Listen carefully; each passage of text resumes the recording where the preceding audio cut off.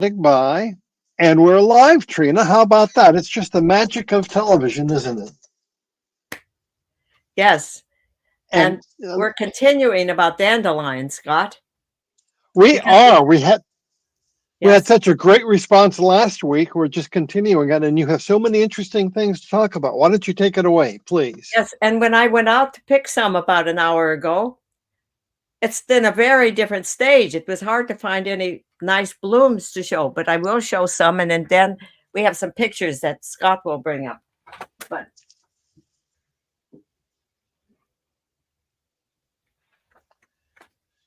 this is the way the dandelion looks now, most of them. And remember, did you ever blow on them? These are ripe for spreading around.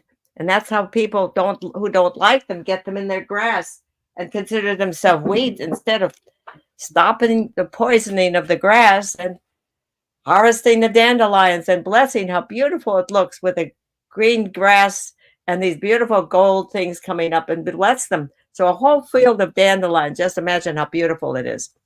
So we're going to focus on dandelions, but I have some other edibles that are popping up in my yard too, and some other medicinals. So we're going to deal with just deal with those beautiful things. And spring today and yesterday finally seemed to get here to Montclair in the Northeast. It's been so cold, but today it's warm. I'm not sure what degree it is, but it's warm. So it's very pleasant. But I'm still this cold baby that has a sweater on today. But that will change. So I think that I will show you some of my other dandelion things.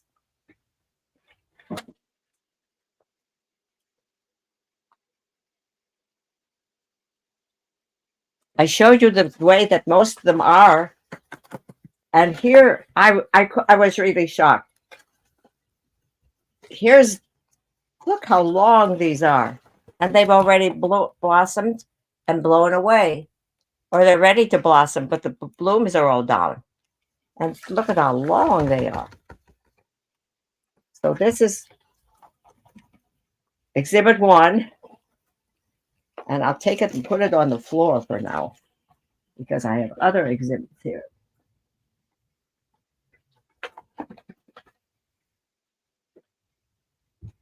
And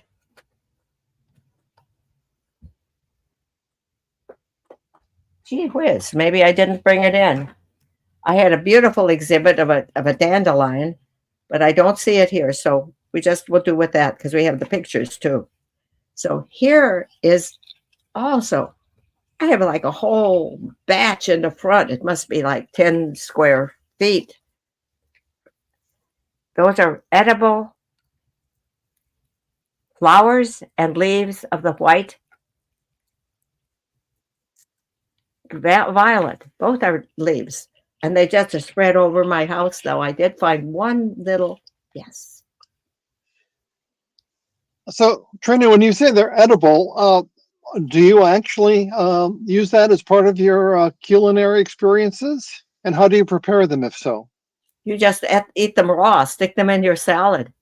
I will eat one for you. Okay.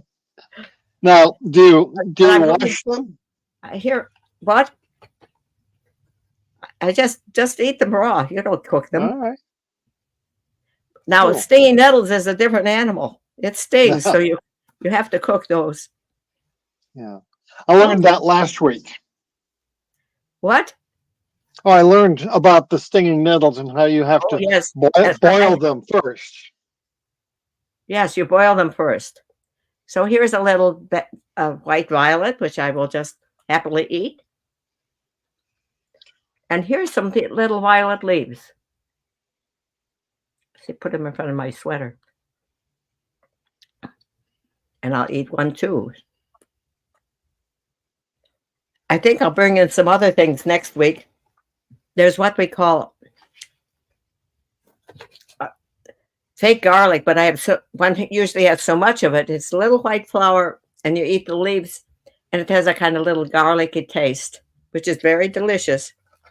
So here I'm putting aside my dandelion stuff, my violet stuff. And I'm going back to our stinging nettle because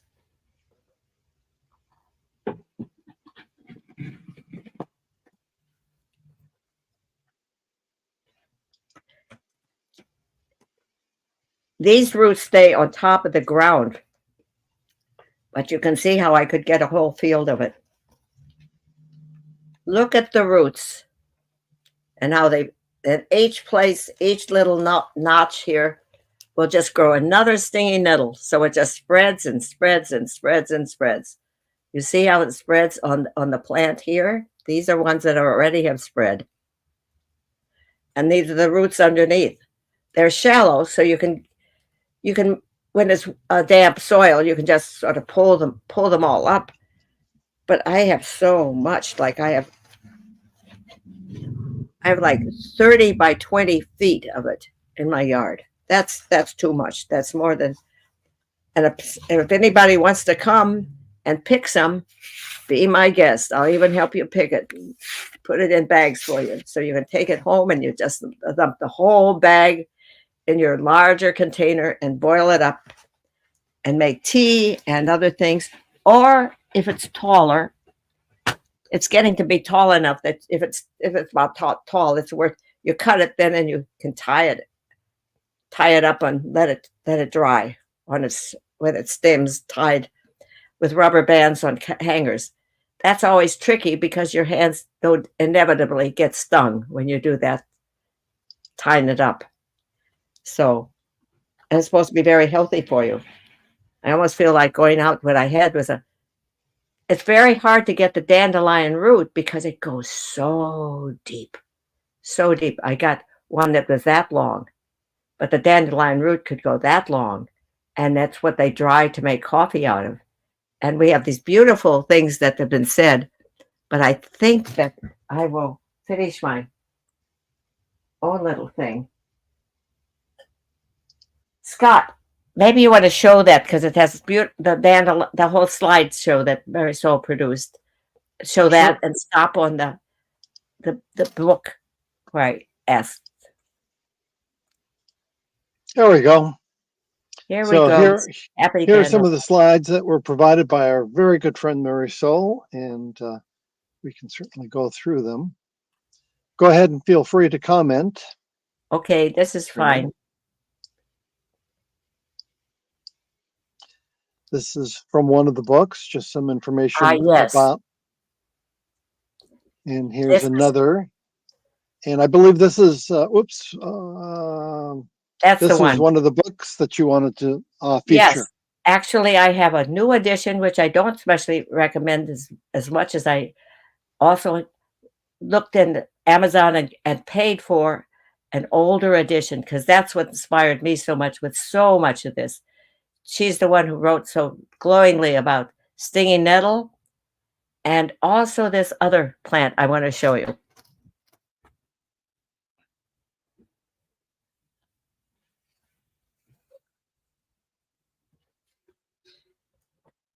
Now, this is just spring.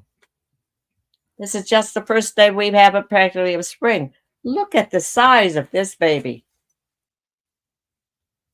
There's a lot of smaller ones around, and there's these big ones that obviously are from a second year, because I want to show you something very extraordinary about the root of this. This is called greater celandine, and because I read that book from Maria Traben, I found this growing in an upstate New York place, and I dug out one plant, and now it's virtually a weed. It's beautiful at this time. You see the yellow flowers? But if you let these go, they're the kind that gets these longish, skinny things, and then they pop and spread themselves quite far. So I now have a whole yard that tends to get full of these things, and I pull them up, and it's not easy to deal with it because this is a medicinal plant called greater celandine. Greater celandine. So I haven't had a way to use it, but I want to show you this extraordinary thing. This plant, the little plants did not seem to have this orange blood that comes out. And this one does. I'm going to break it and put it on a napkin for you. It's kind of scary when you pull up something and it starts to bleed.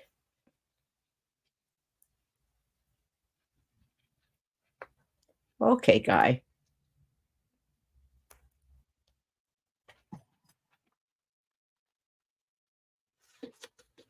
I don't know if you can see that. That's orange inside,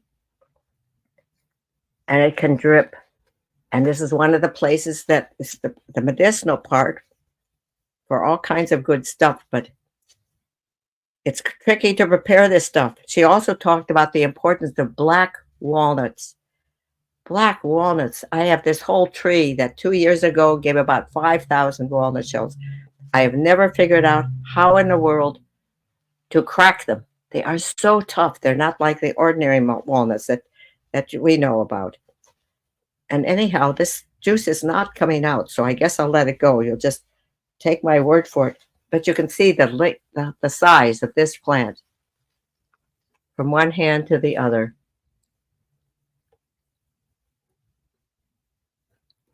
And it's just April. Now, it's not that it gets a whole lot taller. It just gets a lot more flowers, and it pops a whole lot of other seeds. By the way, Trina, Yes? I grew up with a black walnut tree in my yard, and what we would do is that we would freeze them, and once frozen, then we could take a hammer and to crack open the black walnuts that way when they're frozen. Ah, because Give that a try. It's so good for you, that black walnut stuff. It's really one of the most nutritious foods you can eat. Scott, I never heard that before. I tried all kinds of fancy things to open them, and I gave up. Well, do you do that when black walnuts come off the tree? They first have a little fuzzy, sort of soft green cover over them. It's about an eighth of an inch thick. Is that how yours were, Scott? I don't remember that, but it was 60 years ago. It was a long time ago when I last saw that. So when you grew up in Montana, okay. I did, yeah. Well, that dries up and sort of falls off, and then you get the walnut itself showing. And I have so many squirrels, and one of my problems is they take those black walnuts and they bury them, and I think they forget where they bury them. Mm-hmm. But the walnuts in the ground do not forget. So I get these black walnut trees every place. But the black walnut also produces in its roots this protective for them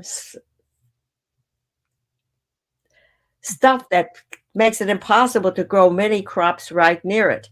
So it reaches out, and this is a huge black walnut I have. It must be 60 feet high. Oh my gosh. And so its roots reach out a long ways, and I can't garden lots of things there. Some things like it. Some things will grow there, but not that.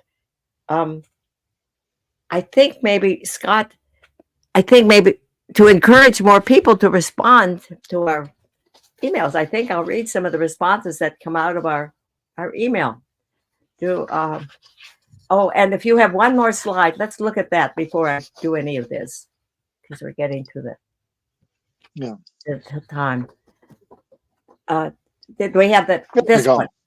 This gal, she spent a long time in the wilderness without just with a tent and with herself, surviving in it. And her stuff is really great. And she's a modern American person. So this is worth you going into her with her name. Let's see. Can you read that name, Scott, for me? Nicole Apelian. Whatever it is. Apelian. And the Forager's Guide to Wild Foods. Yeah, the Forager's Guide to Wild Foods. Edible plants, lichens, mushrooms. She sells all kinds of stuff for you to help you, and some books. And she has a lot of useful things about different types of subjects that are free on the internet, like the one about dandelion that she has. But right now, Scott, I think I'm going to read a little from our own Facebook size, which I really apologize to you Facebook people in my Hope for the Flowers Revolution that I have neglected you because we're just getting off what we hope is the final edition this morning for the final proofs for the third edition in Thailand.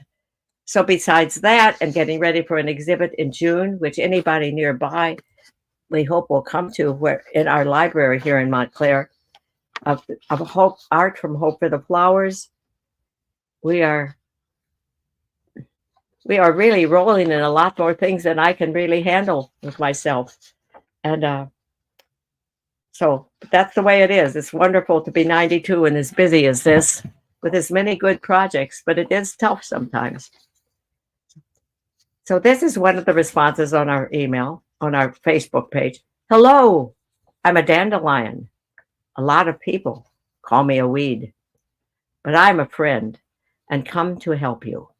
My flowers are the first food for insects after hibernation, and unlike most other plants, I have pollen and nectar. That's an important point I want to stop first. I don't think roses have nectar. Pansies don't have nectar. Nectar is what you want if you want to raise bees and butterflies, encourage bees and butterflies.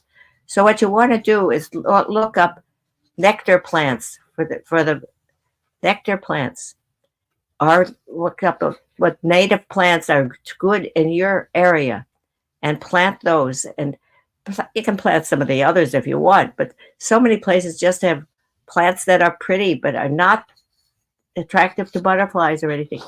And if you want swallowtails, you plant parsley or dill, and they will lay their eggs on these things. So you can give up a couple of your dill or parsley plants and watch those little babies grow. And it's kind of fun because if it's one of the swallowtails, they come out as, first of all, this little black piece of doo-doo looking thing. And then after about the first instar, the first growth, they're a little longer, maybe a quarter of an inch. And they have a white front and a white back and a black spot in the middle, which doesn't look too attractive to birds. So they could be eaten in any stage because they're not toxic. Monarchs, on the other hand, they have a kind of protective quality.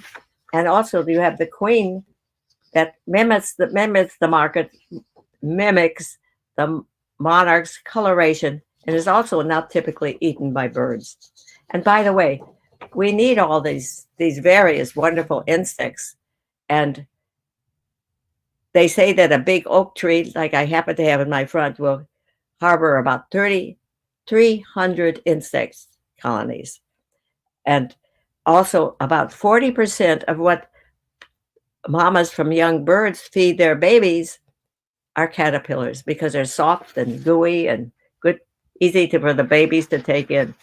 So that's not something I'm always happy to hear, but it's the way that the things go. So we need our insects, we need our monarch, we need our butterflies and our bees, and we need to keep the earth functioning and not feel that technology can take over it all. So this is just to finish this one. I have pollen and nectar, not merely one or the other. And I'm generous with them. And the next comment is, when you see me, remember that I only grow in the particular spot